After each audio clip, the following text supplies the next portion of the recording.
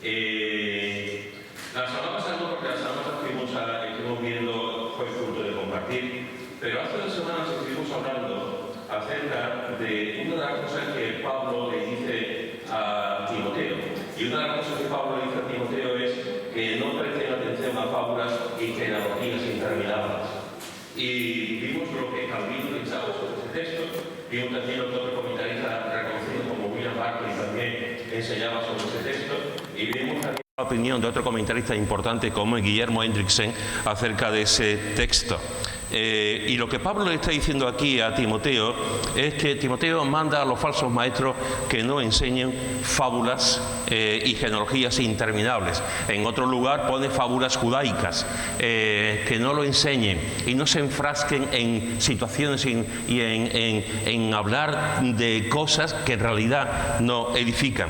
Vimos todos los textos en las cartas pastorales que nos hablan de eso. Y podemos decir, con lo que vimos en la Escritura, podemos decir que a Pablo este tema le importaba, y le importaba mucho. Pablo da algunos argumentos para no caer en esta falsa enseñanza, como vimos. Vimos que nos puede desviar de la fe, 1 Timoteo 6:21, que nos pueden conducir a la impiedad, 2 Timoteo 2:16, que engendran contiendas, 2 Timoteo 2:23, que nos apartan de la verdad, 2 Timoteo 4:4 y Tito 1:14, y provocan discusiones y son vanas y sin provecho, Tito 3:9. Y vimos también, evidentemente, 1 Timoteo 3:4, que nos dice que acarrea disputas más bien que edificación de Dios. ¿Por qué estas falsas doctrinas provocan discusiones? En primer lugar, porque nos centramos en las fábulas en lugar de centrarnos en la Escritura. En segundo lugar, porque nos conducen a la intransigencia y al fanatismo y no al amor. Y en tercer lugar, porque nos conduce al orgullo y no a la humildad. Y vimos también la prueba del algodón sobre los falsos maestros y los buenos maestros. Y vimos que tenemos que hacer una serie de preguntas con aquellos que enseñan bien o enseñan mal la Escritura. Y alguna de esas preguntas es: ¿salgo edificado con su enseñanza? ¿Crezco en la palabra? ¿Mi amor a Cristo aumenta? ¿La enseñanza me da paz? ¿Me ayuda a ser mejor persona? ¿Aumenta mi fe? ¿O por el contrario, salgo decepcionado, me siento intranquilo por dentro, no me edifica, me aleja de Dios, no me da paz, me estoy volviendo intolerante con los demás, no produce en mí amor por los demás, etcétera, etcétera, etcétera?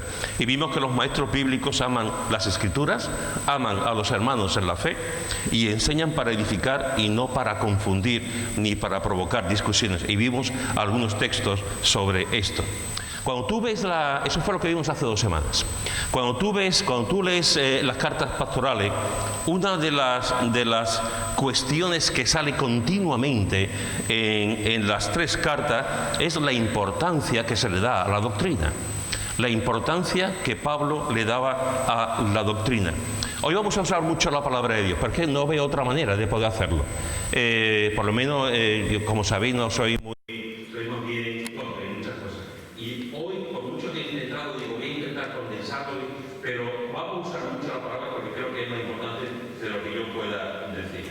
Mirad la importancia que le da el apóstol Pablo a la doctrina. 1 Timoteo capítulo 1, versículo 3, dice: como te rogué que te quedases en Éfeso cuando fui a Macedonia, para que mandases a alguno que no enseñe diferente doctrina.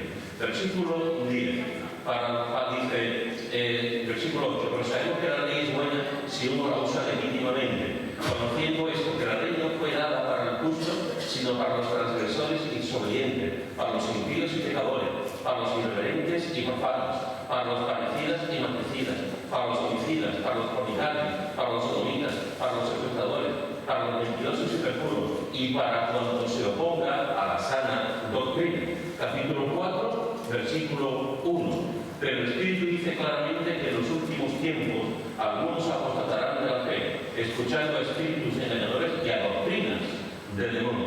Versículo 6 de este mismo capítulo.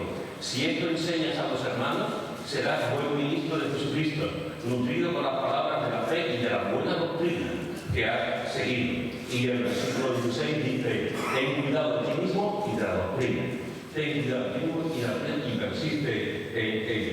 En 2 Timoteo, capítulo 1, versículo 13, dice: retén la forma de las sanas palabras que de mí oíste en la fe y amor que es en Cristo Jesús. En el capítulo 3, versículo 10, dice: pero tú has seguido mi doctrina, conducta, propósito, fe, longanimidad, amor y paciencia.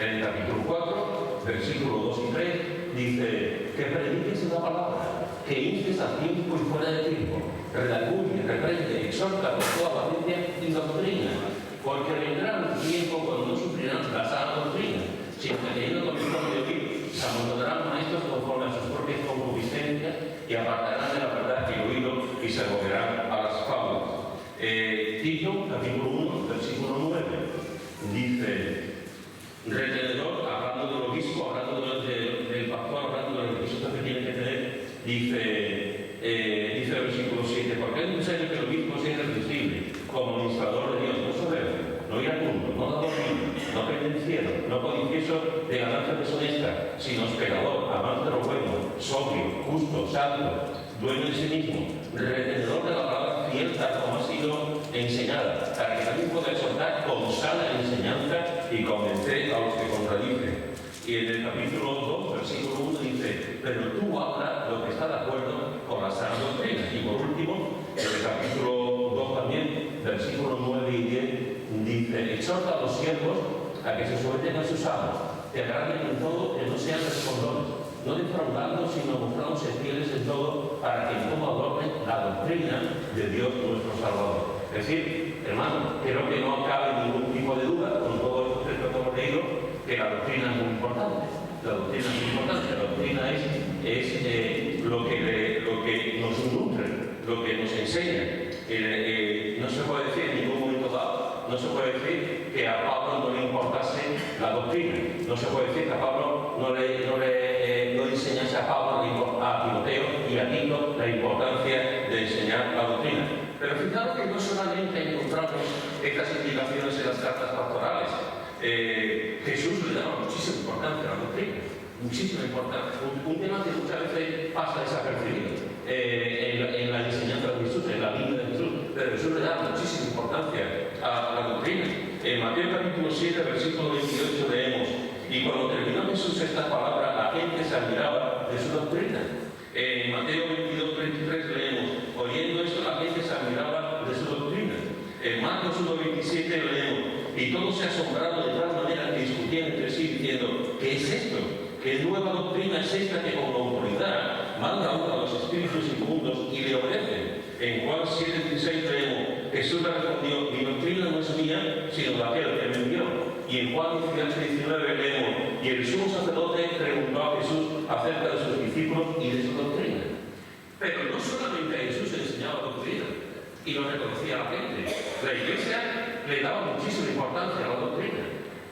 Cuando comienza la Iglesia, nos dice en Hechos 2:42 que perseveraba en la doctrina de los apóstoles. Una de las cuatro cosas que hacían era que perseveraban en la oración, en la comunión, en la participación del pan y vino, pero una de las cosas que hacían era que perseveraban en la doctrina de los apóstoles.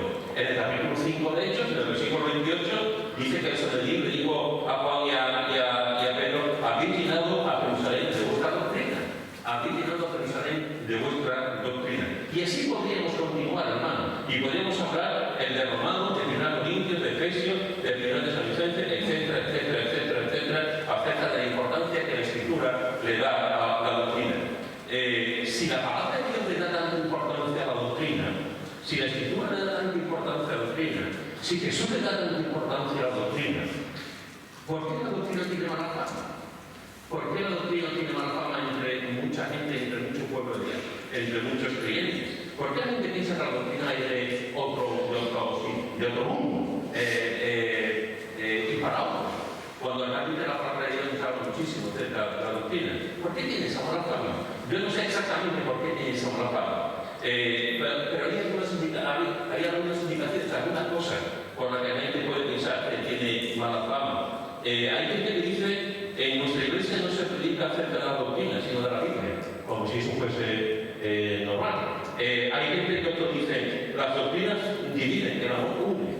Otros dicen que la doctrina infla los orgullos de la gente. Otros dicen que la doctrina enfría el corazón. Otros dicen que el estudio de la doctrina es para los teólogos, para los pastores, para los eruditos, etcétera, etcétera. Si esto es verdad, si estos argumentos y otros que podamos tener es verdad, si hay gente que piensa que en la iglesia no se predica acerca de la doctrina sino de la Biblia, estamos totalmente confundidos. Si hay gente que dice que la doctrina divide y el amor une, también estamos confundidos. Porque la palabra de Dios nos enseña y nos habla muchísimo acerca de la importancia de la doctrina. Si no fuera así, si no fuese tan importante la doctrina, la Escritura no haría tanto énfasis en ese punto. Y llegado a este momento, la pregunta que deberíamos hacer todos nosotros es: ¿qué significa doctrina? Cuando hablamos de doctrina, ¿y de qué estamos hablando? La palabra doctrina significa, en el griego y también en el hebreo, significa enseñanza e instrucción. Enseñanza e instrucción. Es decir, cuando estamos hablando de doctrina, no estamos hablando de un mundo inútil. No estamos hablando de cosas que nos van a enrevesar, a cuestionar, a faunas, como decía Pablo también. No estamos hablando de cosas que dividen, no estamos hablando de cuestiones necias, no estamos hablando de cosas que van a provocar un enfriamiento del alma, no estamos hablando de enfrentamiento los unos con los otros. Cuando estamos hablando de doctrina, estamos hablando de la enseñanza de la palabra de Dios, estamos hablando de la instrucción que la palabra de Dios nos da. ¿Y de dónde sale esa instrucción? ¿De dónde sale esa enseñanza? Pues sale de la palabra de Dios. En 2 Timoteo, capítulo 3, versículo 16, en un texto que todos conocéis, dice: toda la escritura es inspirada por Dios y útil para enseñar, para pedagogar, para corregir, para instruir en justicia. Toda la palabra de Dios es inspirada y útil para enseñar. La doctrina es la enseñanza de Dios. La doctrina es la enseñanza de la palabra de Dios. La enseñanza que emana de esa palabra de Dios y que se enseña es lo que conocemos como doctrina, que tiene que ver siempre, tiene que ver con la enseñanza de la palabra de Dios. Hace muchos años, cuando Jesús López, cuñado de Siré, estaba con nosotros en la iglesia y era amigo de la iglesia, un amigo le dijo a Jesús: tú predicas doctrina todos los domingos. Lo que pasa es que no lo dices. Tú predicas doctrina todos los domingos. Lo que pasa es que no lo dices. Me llamó la atención ese comentario. Me llamó la atención ese comentario de Jesús López. Porque eso es lo que debemos hacer. La predicación de la palabra de Dios siempre es doctrina. La predicación, la enseñanza de la palabra de Dios siempre debe ser doctrina. Porque es lo que nos enseña la palabra de Dios. Por tanto, no podemos enseñar otra cosa que no sea la palabra de Dios. Todas sus maneras y sus formas. En las cartas pastorales se dicen varias cosas con respecto a la importancia de la doctrina. Una de esas cosas que se repite en la palabra de Dios es que la doctrina es sana. La doctrina es sana. 1 Timoteo capítulo 1, versículo 10, nos dice, 1 Timoteo como ubicante, 1 Timoteo capítulo 1, versículo 10 dice: para cuando se oponga a la sana doctrina. 2 Timoteo capítulo 1, versículo 3, 2 Timoteo capítulo 1, versículo 3, dice 1.13, dice: retén la forma de las sanas palabras que de mí oíste en la fe y el amor en Cristo Jesús. En el capítulo 4, en el versículo 3, lo dice: porque vendrá tiempo cuando no sufrirán la sana doctrina. En Tito, capítulo 1, versículo 9, nos dice: retenedor de la palabra cierta, como ha sido enseñada, para que también pueda exhortar con sana enseñanza. Y en el capítulo 2, versículo 1, dice: pero tú hablas lo que está de acuerdo con la sana doctrina. Es decir, la doctrina es sana. La doctrina es sana. Y como tal cosa que es sana, se debe de enseñar. La palabra sana viene de una palabra griega, de la cual viene nuestra palabra higiene. Es decir, cuando estamos hablando de la doctrina, que la doctrina es sana, estamos hablando de que la doctrina es higiénica, de que la doctrina es saludable, de que la doctrina nos trae sanidad a nuestro corazón, a nuestra mente y a nuestra alma. La doctrina es buena, es benéfica, es saludable, por lo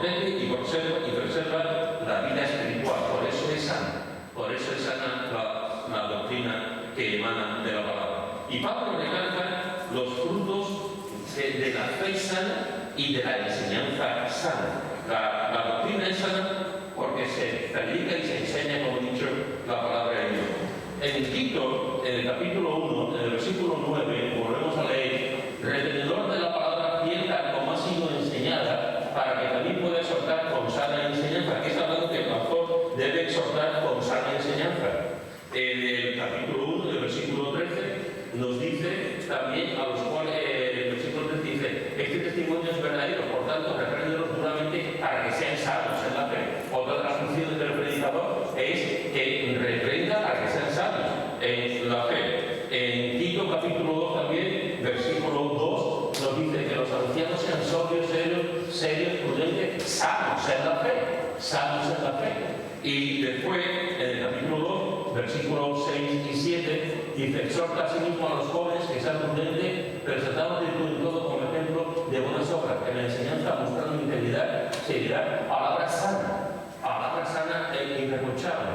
Es decir, hermanos, cuando hablamos de la doctrina, estamos hablando de la doctrina sana. Estamos hablando que Pablo está diciendo a Timoteo y a Tito: enseña la palabra de Dios porque es sana. Y lo califica de esa forma. También la califica de buena, como hemos visto. También la califica de que nos lleva a la pureza, a la piedad, la doctrina, la enseñanza de la doctrina. Toda la palabra de Dios debe ser enseñada porque es sana. La doctrina no está para medir, la doctrina no está para variar, la doctrina no está para imponer mi criterio o mi punto de vista. La doctrina está para ser enseñada, para crecer, para edificar, porque es sana, es higiénica, es saludable, nos nutre el alma. Y lo que está diciendo Pablo a Timoteo y a Tito y a los que van a administrar y después va a vivir como futuros pastores y ancianos de la iglesia, que enseñen la sana doctrina, que enseñen y que prediquen la sana doctrina.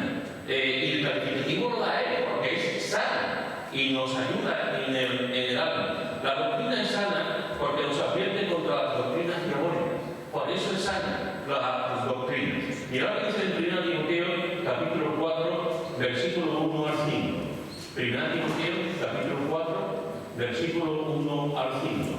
Pero el Espíritu dice claramente que en los últimos tiempos algunos apostarán de la fe, escuchando espíritus engañadores y a doctrinas del mundo, por la hipocresía de mentirosos que, teniendo cauterizada la conciencia, prohibirán casarse y mandarán abstenerse de alimentos que Dios creó, para que con acción de gracia participasen de ellos los creyentes y los que han conocido la verdad. Porque todo lo que Dios creó es bueno, y nada es de desecharse si se toma con acción de gracia, porque por la palabra de Dios y por la oración es santificado. Fijaos, hermanos y hermanas, que nos dice Pablo que en los últimos tiempos habrá doctrinas diabólicas.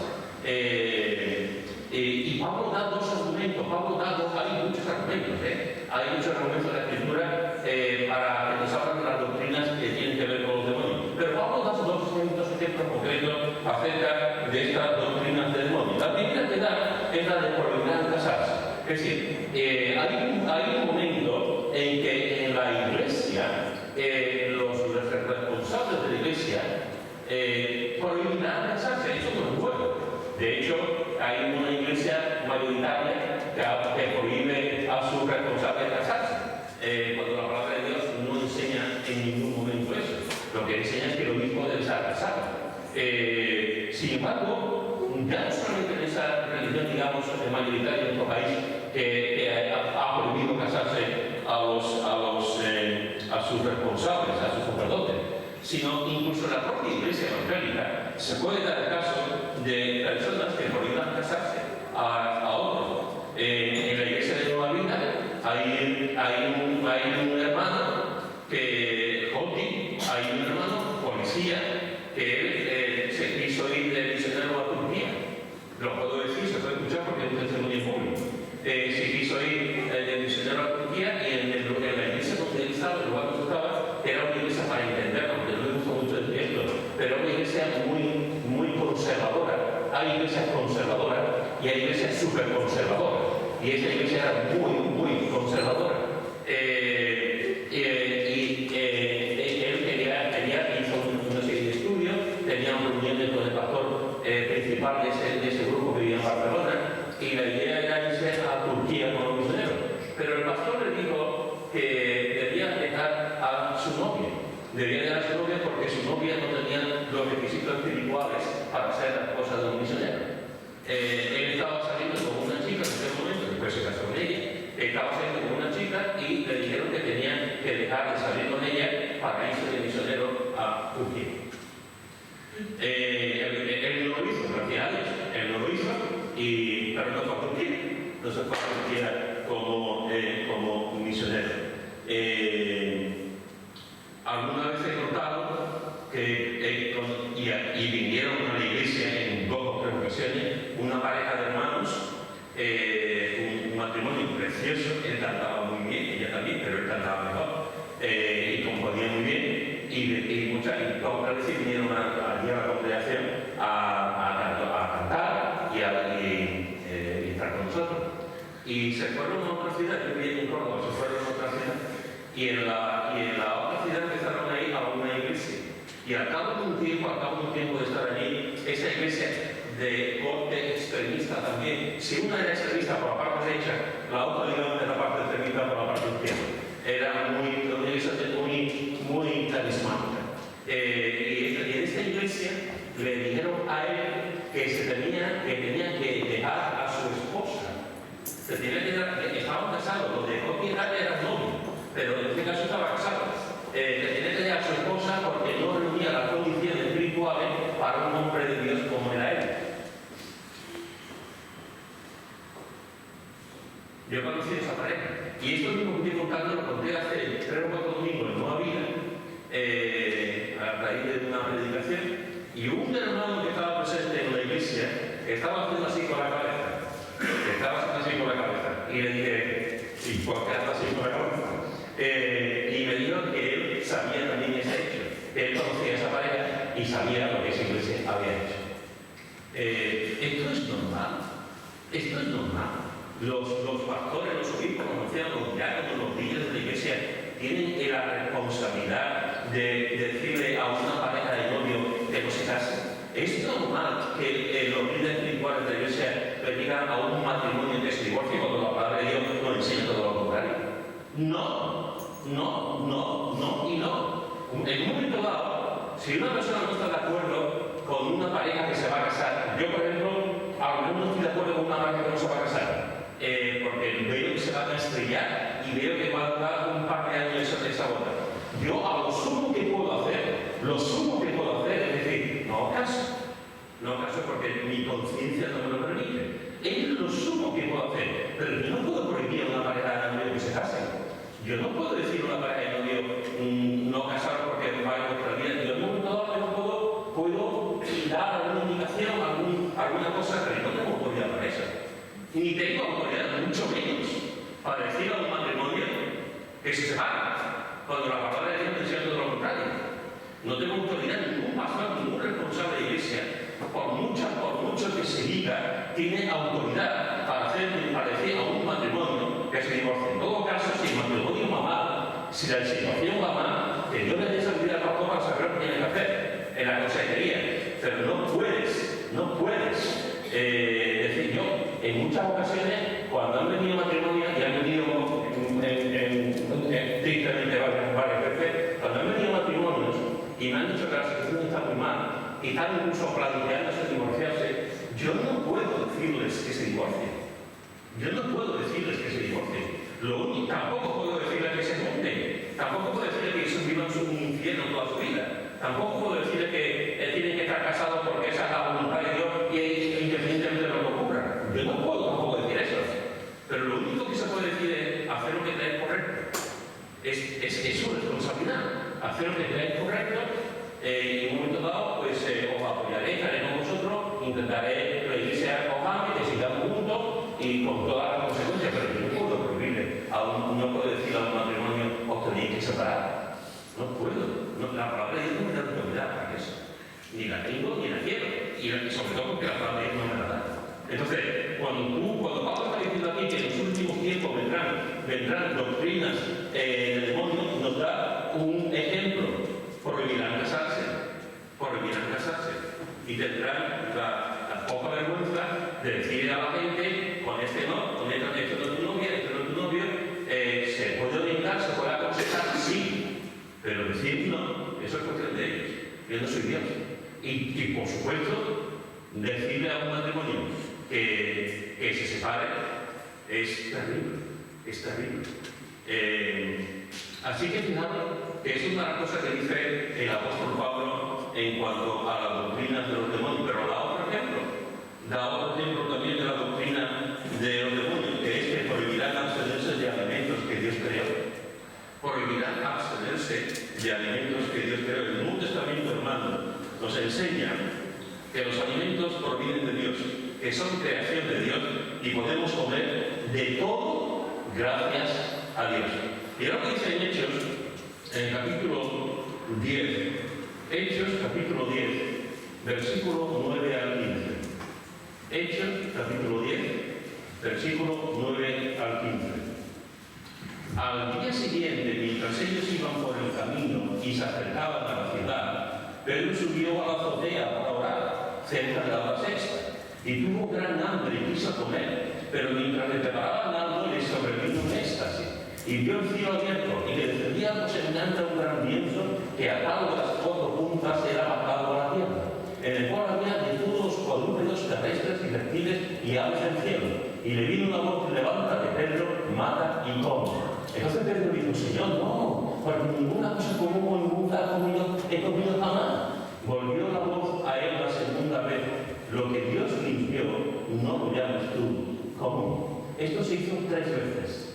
3 veces. Lo que Dios limpió, no lo llames tú común. Aquí encontramos a un judío, Pedro, que era fiel a lo que el Antiguo Testamento enseñaba, a lo que la ley enseñaba, y él no comía. Y sin embargo, el Señor le dice: ninguna cosa común o inmunda he comido jamás. Y el Señor le dijo: lo que Dios limpió, no lo llames tú común. Romanos capítulo 14, versículo 6 nos dice, Romanos capítulo 14, versículo 6 dice: el que hace caso del día lo hace para el Señor, y el que no hace caso del día, para el Señor no lo hace.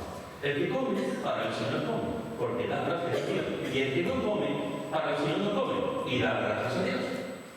Y el último texto, en 1 Corintios capítulo 10, 1 Corintios capítulo 10, versículo 27 al 31, dice, 1 Corintios capítulo 10, versículo 27 al 31, dice: si algún incrédulo os invita y queréis ir, de todo lo que se os ponga delante, comed, sin preguntar nada por motivos de conciencia.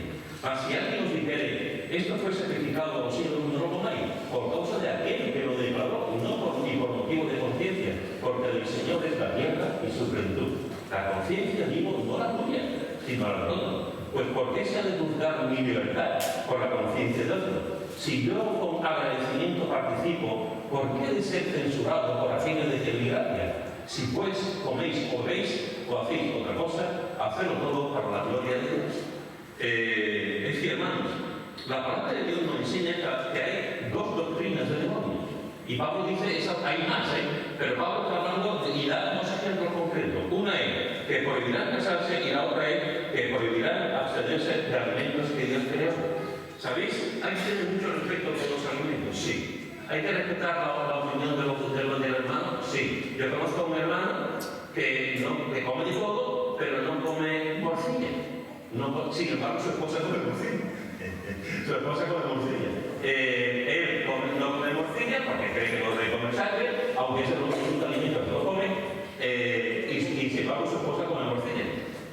Yo conozco a un hermano que no come carne de cerdo. No come carne de cerdo. Y conozco a otro hermano que se atiborran de carne de cerdo. Y les encanta la carne de cerdo. ¿Quién es más espiritual? ¿Quién es más bíblico? ¿Quién es el que lleva la razón? Pues los dos. Si tú crees que no debes de comer un cierto alimento, no lo comas, ya está. Pero no te metas con los que comen. No critiques a los que comen. Si tú piensas que debes de comer de todo, pues ya está, come todo. Pero no critiques al que no come por conciencia cierto alimento, porque está en su derecho. Y porque cree que no debe hacerlo, porque está en contra de su conciencia. No somos jueces de nadie. Y cada uno, si a ti te gusta un bocadillo de salchichón, y tienes que probar a comer por todo el bocadillo de salchichón. Si tú crees que no debes comerte un bocadillo de salchichón, pues no te lo comas. No te lo comas. Ya está. Y los tres textos que he leído, más otros que hay, nos enseñan que tenemos libertad, hermanos. Tenemos libertad. Y que no estamos sujetos a una ley en la que nos diga continuamente lo que tenemos que comer o no. Cristo ha roto eso. Que después uno piensa que debe hacerlo, hazlo. Y otro piensa que debe hacerlo. Estamos llamados a libertad. Y hay una palabra que es muy importante aquí, es la conciencia. La conciencia. Si tú, delante de Dios, crees que no debes comer ciertos alimentos o beber ciertas bebidas, no lo hagas. Duerme bien, no lo hagas. No hagas que tu conciencia haga lo que no es correcto. Y al contrario, si tú crees que debes de comer todo y beber también todo, que vamos, beber todo prefiero a beber, no me refiero a beberte 4 botellas de boca, ¿no? Pues hazlo. Y no entremos en batallas que no sirven para nada, porque la palabra de Dios nos da permiso para comer, ya no hay animal ninguno. Nos da permiso, y la otra cosa es que cada uno, en conciencia, haga lo que crea. Pero Pablo dice que en los últimos tiempos vendrán hombres y mujeres que enseñarán a no casarse, dirán que no se casarán por esto y por lo otro, cásate con este, cásate con el otro, cásate porque esto es algo espiritual. Dios me ha dicho que os caséis, y Dios me ha dicho que tú debéis separar porque no formáis lo que Dios quiere como matrimonio, separados, divorciados. Y la palabra de Dios nos dice que habrá enseñanza y personas que enseñen que sigamos atados a la ley en ese sentido, cuando podemos abstenernos de todo tipo de alimentos, podemos comer todo tipo de alimentos, y está prohibido abstenerse de alimentos que Dios creó. Pero fíjate que la doctrina es sana, porque nos advierte contra las doctrinas diabólicas, pero también la doctrina es sana porque nos advierte sobre las doctrinas falsas. Mirad lo que dice en 2 Timoteo, capítulo 4, versículo 1 al 4. 2 Timoteo, capítulo 4, versículo 1 al 4. Te encarezco delante de Dios y del Señor Jesucristo, que juzgará a los vivos y a los muertos en su manifestación y en su reino, que prediques la palabra, no otra cosa, la palabra, que instes a tiempo y fuera de tiempo, redarguye, reprende, exhorta con toda paciencia y doctrina. Porque vendrá tiempo cuando no sufrirán la sana doctrina, sino que teniendo comezón de oír, se amontonarán maestros conforme a sus propias concupiscencias, conforme a sus propios deseos, y apartarán de la verdad el oído y se volverán a las fábulas. Apartarán de la verdad el oído y se volverán a las fábulas. Aquí no está hablando de los falsos maestros, aquí está hablando de personas que enseñarán cosas que son falsas. Y ante eso, lo que Pablo está diciendo es predica la palabra, es decir, predica la doctrina. Porque vendrán tiempos donde maestros se amontonarán y dirán sus propias enseñanzas, sus propias doctrinas. Hay maestros hoy en día que no enseñan, por ejemplo, acerca del pecado. No se enseña acerca del pecado, no se habla acerca del pecado. Hay libros que la doctrina del pecado la sintetizan en un par de páginas. Yo he visto manuales de discipulado donde no se habla acerca del pecado. Cuando la palabra de Dios habla acerca del pecado, hay maestros hoy en día, hermanos y hermanas, que no predican sobre el pecado. Hay un comentarista que dice: cualquier maestro hasta el día de hoy cuya enseñanza tienda a hacer que la persona dé menos importancia al pecado es una amenaza para el cristianismo y para la humanidad. Hoy en día, en el tiempo en que vivimos, no se enseña acerca del pecado, no se habla acerca del pecado, y la gente no quiere escuchar acerca del pecado. Por lo tanto, hay una doctrina, personas que enseñan doctrinas falsas que la gente quiere escuchar, por eso te enseña. Por ejemplo, como he dicho, acerca del pecado. Hoy en día no nos gusta tampoco escuchar que solo Jesús habla. Que solo Jesús habla. Tenemos una mezcolanza de ideas y de doctrinas.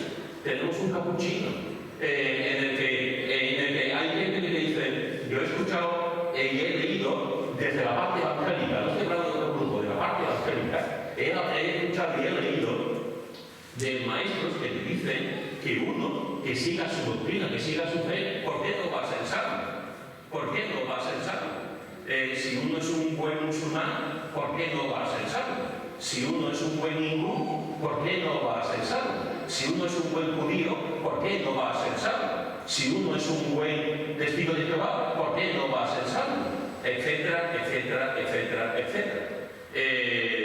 Cuando la palabra de Dios nos enseña claramente que la salvación solamente es en Cristo, pero no se quiere predicar hoy en día eso, no se enseña hoy en día eso, porque nos hablan de fanáticos, nos dicen que somos exclusivistas, nos dicen que somos muy antiguos. ¿Por qué la gente no va a ser salva si son fieles a su idea? Bueno, uno puede pensar lo que quiera, pero el pensamiento de nosotros los creyentes está sujeto a la palabra de Dios.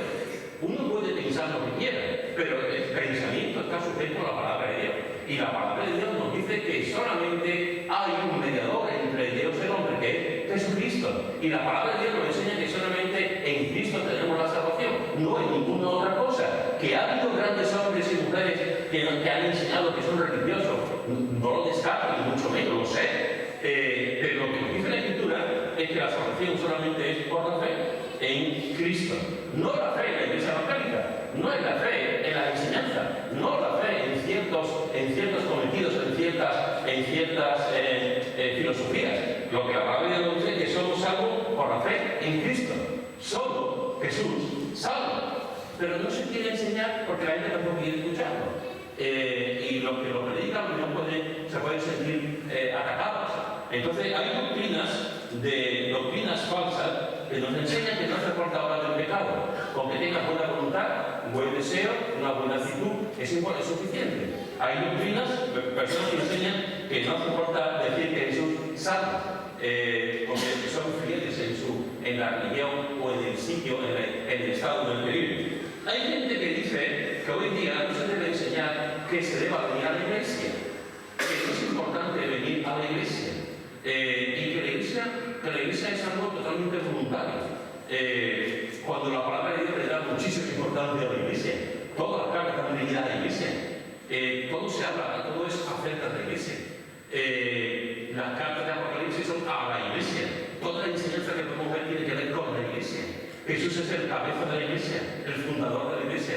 ¿Cómo hay gente que dice que no hace falta venir a la iglesia? Y no se enseña la importancia de venir a la iglesia, porque además es lo que queremos escuchar eso. Queremos tener un permiso para venir cuando yo quiero, cuando sea oportuno, etcétera, etcétera. Cuando la palabra de Dios nos enseña muchísimo acerca de la membresía que está en la iglesia. Hay enseñanza que habla de que no es importante el servir al Señor. El servir al Señor es algo interno. Cuando la palabra de Dios nos enseña la importancia de servir, por amor, nos usa a nosotros, de servirnos, de trabajar. Hoy estaba diciendo Mike en su oración, estaba diciendo que se sentía agradecido al Señor porque estaba viendo a sus dos hijas servir al Señor. Hermanos, eso es una bendición. Eso es una bendición, servir al Señor en el contexto de la iglesia. En la situación de la iglesia estamos sirviendo al Señor desde limpiando el suelo, desde poniendo las sillas, desde poniendo los micrófonos, saludando a la gente cuando viene, desde recibiendo, cantando, quedando con hermanos, haciendo discipulado, preocupándonos unos con los otros, orar, etcétera, etcétera, etcétera, etcétera, etcétera. Y en el contexto de la iglesia usamos los dones que Dios también nos ha dado. Pero hay gente en los tiempos en los que vivimos que nos dice que no es importante la doctrina. Y Pablo está diciendo cuidado porque vendrán falsos maestros que se apuntarán con sus propios deseos y apartarán de la verdad del libro y se volverán a las fábulas. Cuidado con eso, porque forma parte de lo que estamos viendo hoy en día. La doctrina es sana porque nos advierte contra las doctrinas diabólicas. La doctrina es sana porque nos advierte sobre las doctrinas falsas. Incluso en la vida sexual de la iglesia también se enseñan cosas que no son correctas. conocí a un pastor en su iglesia pues cometió adulterio y tuvo una señora de su iglesia. El cuerpo de responsables, los ancianos, lo supieron y en vez de destituirlo como responsable, lo ocultaron para no crear un problema, una discusión, un mal sentir en la iglesia. Lo ocultaron. Este hombre habló con su esposa, le pidió perdón a su esposa, la esposa le dijo que lo perdonó, en fin, y continuó con su ministerio, como si no hubiese pasado nada. Al cabo de un tiempo volvió a tener otra relación con otra señora vamos, que fue un playboy. Empezó a tener una relación con otra, y yo personalmente lo conozco, con otra señora. Y volvieron a ocultarlo, porque decían que era una forma de proteger a las ovejas, que era una forma de proteger a los hermanos, porque se iba a escandalizar la iglesia y podía causar muchos problemas. Y lo ocultaron. Y sí, lleva razón. Hubo una tercera mujer. Sí, lleva razón. Hubo una tercera mujer. Sí. La mujer, la pobre, su esposa hizo todo lo posible, pero al final, ya con la tercera, ya los ancianos dijeron que esto ya es. No hemos llegado ya hasta la tercera. Entonces, los ancianos de la iglesia, pues, lo tuvieron que destituir. Tenían que haber hecho el primer momento. Otra cosa es que después no se arrepintiera y tuviese otra vez. Pero como pastor de la iglesia, no va a hacer eso. Y no se le puede permitir. Cuando conocemos a parejas de novios que tienen relaciones sexuales en la iglesia, la gente lo sabe y están en ministerio. Y no pasa nada. O sea, tú tienes una relación con mi novio, con mi novia, y estoy residiendo, cantando, limpiando el suelo, tengo un ministerio en la iglesia y se están azotando juntos. Y tú dices, pero esto enseña la palabra de Dios. Esto es lo que nos dice acerca de la pureza y de la santidad, la palabra de Dios. Y sin embargo, se permite en algunos sitios. Es decir, estamos enseñando, estamos diciendo, se están diciendo cosas que estamos cambiando por completo la vida.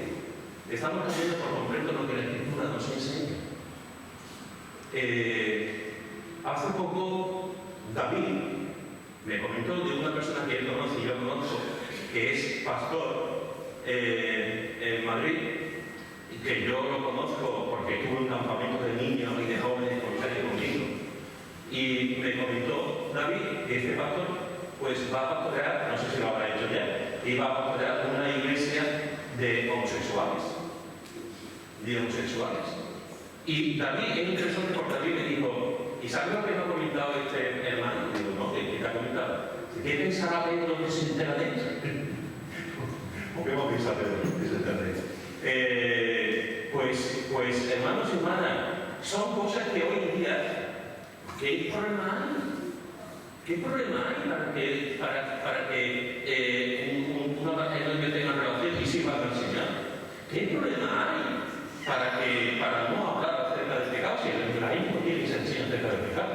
¿Qué problema hay para decir que Jesús salva cuando hay muchas maneras de que la gente pueda encontrar su salvación? ¿Qué problema hay para enseñar que se debe venir a la iglesia cuando no es tan importante venir a la iglesia? ¿Qué problema hay para eso? ¿Qué problema hay para casar, para que haya parejas homosexuales, que haya pastores de homosexuales? ¿Qué pareja hay? ¿Qué problemas hay? ¿Qué problema hay si a mí viene un hombre o dos mujeres y me dicen a mí, casa no? Y yo digo, por caso, bendiciones, Dios es un Dios de amor. Dios es un Dios de amor. Y yo lo caso porque Dios es un Dios de amor. ¿Qué problema hay para eso? Porque además hay mucha gente que dice que va a decir, bien hecho.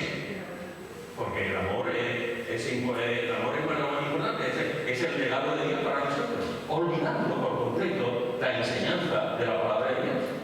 Y nos vendemos al tiempo al que vivimos. Y nos vendemos para que la iglesia se llene. Y nos vendemos para que haya mucha gente que esté contenta. Y no hablamos, no enseñamos de las doctrinas fundamentales, de la palabra de Dios. no exhortamos con la palabra, no enseñamos la palabra. Y los maestros de la palabra, los pastores, están para enseñar la palabra. Es decir, la doctrina preciosa y bendita del Señor. Hay un texto en Jeremías, en el capítulo 5, en el versículo 31. Jeremías capítulo 5, versículo 31, que dice, Jeremías 5, versículo 31 dice, los profetas profetizaban mentira. Bien, se sabe, se detecta. Los profetas profetizaban mentira. Hay muchos lugares en el Antiguo Testamento que nos habla de esto. Profetas que profetizaban mentira. Profetas que no enseñaban la palabra de Dios. Profetas que se mentían, que eran corruptos. Profetas que se venían al poder político. Eso va, lo podemos entender. Los profetas profetizaban mentira. Y los sacerdotes dirigían por manos de ellos. También ocurría muchas veces. Esos dos grupos, los profetas y los sacerdotes, que muchas veces en vez de ser luz, eran mentiras. En vez de decir la verdad, decían lo contrario. En vez de proclamar a Dios, aun cuando eso lo conllevase el infierno o la muerte, proclamaban lo que los políticos de turno, el rey de turno, enseñaban. Los profetas profetizaban mentira y los sacerdotes dirigían por manos de ellos. Pero lo más triste de este texto, lo más triste es, y mi pueblo sí lo quiso. Y mi pueblo sí lo quiso. Y mi pueblo sí lo quiso.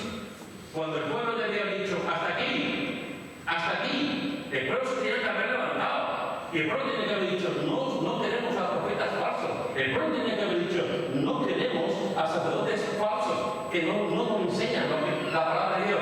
Y el pueblo sí lo quiso, es lo que está pasando hoy, es lo que está ocurriendo. Se levantarán maestros, le darán comezón, se amontonarán maestros conforme a sus propios deseos y apartarán de verdad el oído y se moverán a las faltas, porque la gente lo escucha.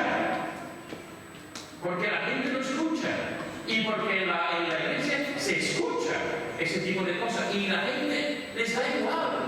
No dicen no. Simplemente venimos y ya está. Da igual que yo viva en santidad o no viva en santidad para tener un ministerio.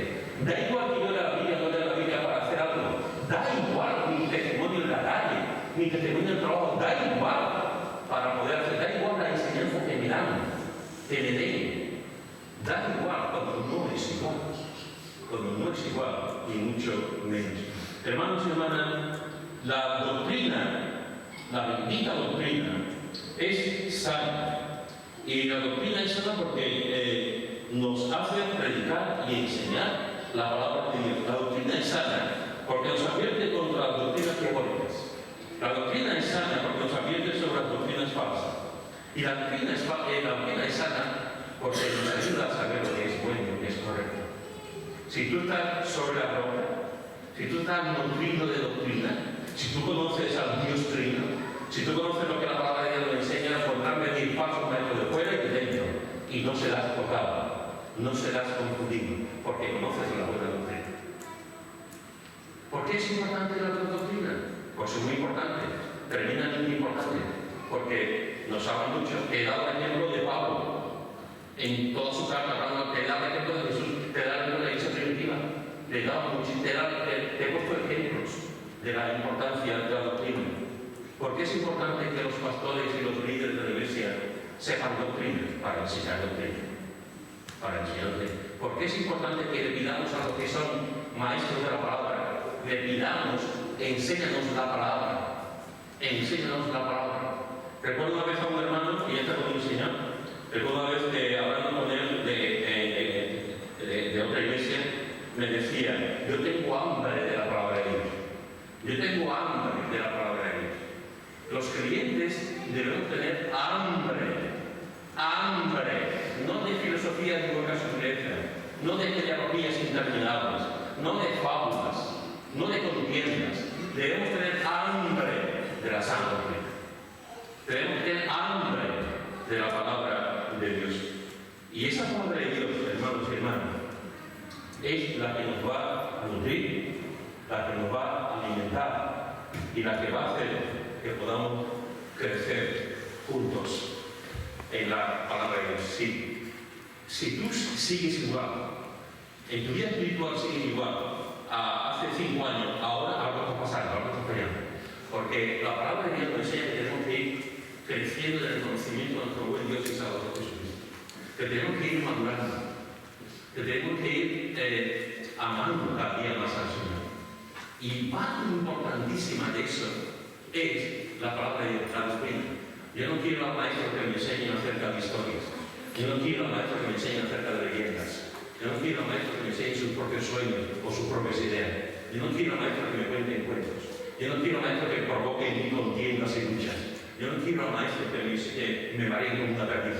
Yo no quiero a maestros que no me enseñen la verdad y que me enseñen la mentira. Yo quiero a maestros que me enseñen la palabra de Dios.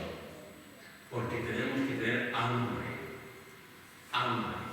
de la palabra de Dios. Y no escuchar lo que queremos escuchar. Y no solamente leer libros que sabemos que van a decir lo que yo opino, sino comentar lo que yo opino. Tenemos que escuchar la palabra de Dios, la verdad de la palabra de Dios, y alimentarnos de su doctrina, de la palabra de Dios. Hermanos y hermanas, lo que estamos aquí en esta mañana, tenemos que decir, tenemos que preguntarnos: yo deseo la doctrina, yo soy consciente de la importancia de la sana doctrina, y los que son responsables de la Iglesia, los que son responsables en el consejo, los que son responsables en la enseñanza a todos los niveles, debemos de preguntar: yo me esfuerzo por predicar la doctrina, yo enseño la doctrina, yo paso tiempo estudiando la doctrina, es decir, estudiando la Biblia. Porque dependiendo de la enseñanza que se dé a la Iglesia, así seremos. Así seremos. Y así actuaremos. Y así será la Iglesia, aumentando y carnal, y haciendo lo que quiere, o espiritual, sana y sana. Porque la doctrina siempre es sana. Que Dios nos ayude a leer y a escuchar la voz de Dios. Y a dedicarnos y a amar a la doctrina. Cuando leas un libro, uno de los libros que traiga que lea, que ponga el libro de doctrina, cómpralo. ¿Que quieres libro de doctrina? Cuando termine, dímelo. Y te paso 1500 libros, pero te paso un libro de doctrina. Disfruta con la doctrina, con la enseñanza de la palabra de Dios. Porque va a edificarte. Como cualquier persona te puede enseñar, te va a edificar la palabra de Dios. Hermanos, que seamos una iglesia con apetito de la sana, con deseo de la sana doctrina, que nos va a ayudar a crecer y a madurar. Y pasa tiempo estudiando la sana doctrina. Y no te dé vergüenza decir sana.